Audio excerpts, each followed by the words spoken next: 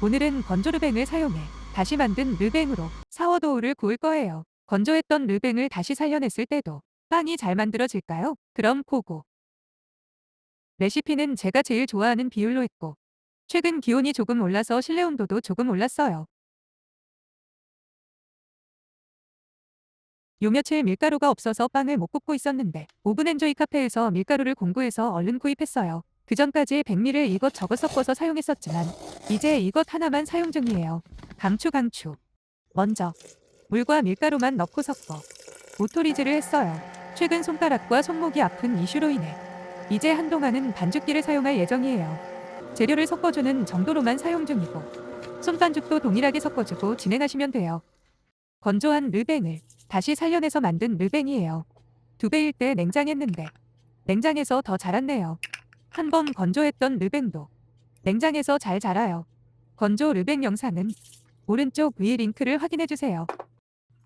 오토리즈 후 소금과 르뱅을 넣어주고 2에서 3분 정도 섞었어요.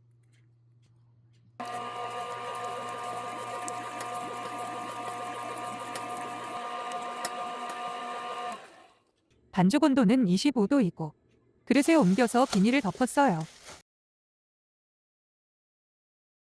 1시간 후부터 홀딩을 했어요. 손에 물을 살짝 바르듯이 적시면 반죽이 달라붙지 않아요. 물이 뚝뚝 흐르는 상태로 하시면 그릇 바닥에 물이 남을 수도 있고 반죽도 질어질 수 있으니 손에 물을 잘 털어내고 흐르지 않는 상태로 해주세요. 반죽을 당겨서 접어주었어요. 탄력이 느껴질 때까지 해주었어요. 30분 간격으로 폴딩을 하고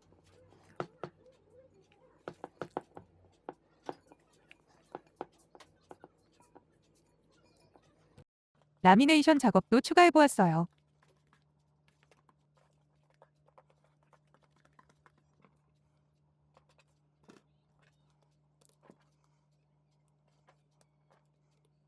(30분) 후 마지막 폴딩을 했어요. 마지막 폴딩은 그릇에서 반죽이 잘 떨어지고 모양도 잘 잡혀요.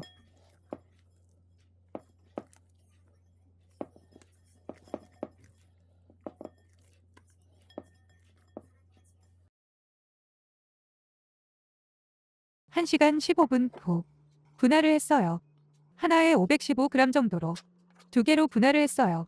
저는 제 반느통 기준으로 2덩어리가 나오도록 반죽을 하고 있어요. 15분 후 성형을 했어요.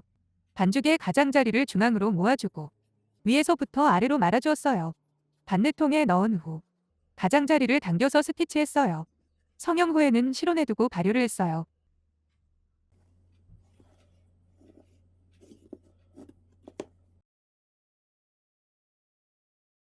1시간 반 후 포크 테스트를 하고 냉장했어요. 냉장에서도 조금 더 자랄 것 같아서 조금 덜 차올랐을 때 넣었어요.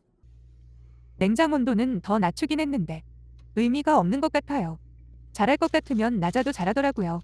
이제는 그러려니 하려고요. 어쩌겠어요. 자다 일어나서 구울 수도 없는 거니까. 하하. 냉장에서 바로 꺼내서 구웠어요. 생각보다 많이 자라진 않았어요. 뒷면이 가라앉지 않아서 일단 기대감이 올라갔어요.